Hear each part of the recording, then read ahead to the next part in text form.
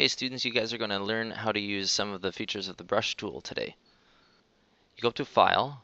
Let's get a new file open, blank file. 11 by 17 is fine at 300 pixels per inch, and a color mode of RGB is great. Background contents white is great. And you'll notice I've already started messing around with these. Within default brushes, you generally have two typical options. Hard brushes, like this hard 19 round pixel brush, and this 27 pixel soft round brush. So I want you to get used to just using those two things in particular. Click on your hard brush, click off of it, but maybe not on the canvas, and increase the size of your brush by holding down the right square bracket key on your keyboard, which is right next to backspace, just below it. And you'll see if you hold it down, you can increase the size very efficiently. You can also do that using the left square bracket to decrease the size of it. I also want you to try this soft round brush. Click on that, increase the size of that, get the feel for some brush strokes that you make being soft and some being harder.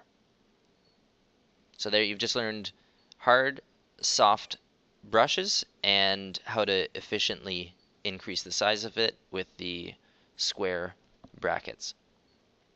I also want to draw your attention to the opacity word up here.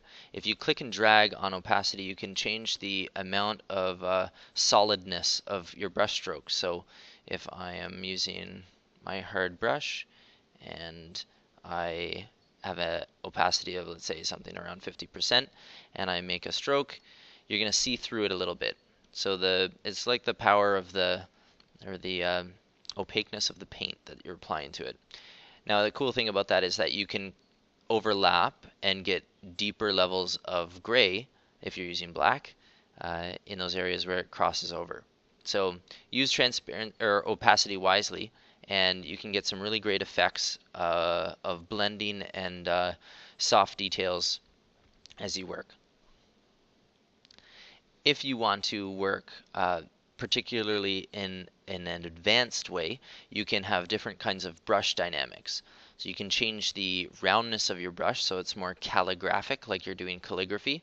You can change the angle of that brush, and now you have a brush that can perform different kinds of brush strokes than you would normally expect from your typical round edge one. So you can change spacing, you can increase scatter or jitter, or fade is after you've stopped clicking and you release your mouse, it'll still kind of fade out. And so you get a spectrum between dark and light as it finishes its fade. It'll just continue to kind of fade to nothing, and then you have to let go. So there's some really cool things about the brush. The last thing that I want to show you is the different kinds of, you don't just have default brushes, there's all sorts of cool things in here. So let me show you, for example, dry media brushes.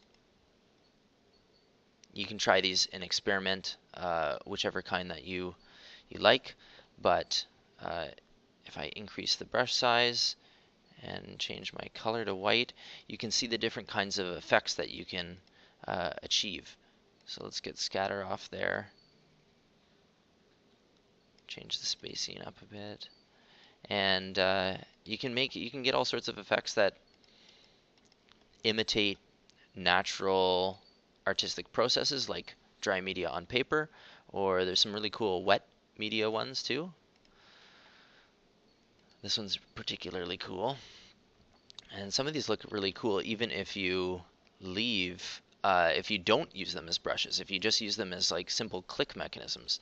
I mean, they're kind of awesome if you pull with them, but even just leaving them as little spots on your surface, you can create some really cool art that way. So explore that, and you guys will begin to master the art of using the brush tool.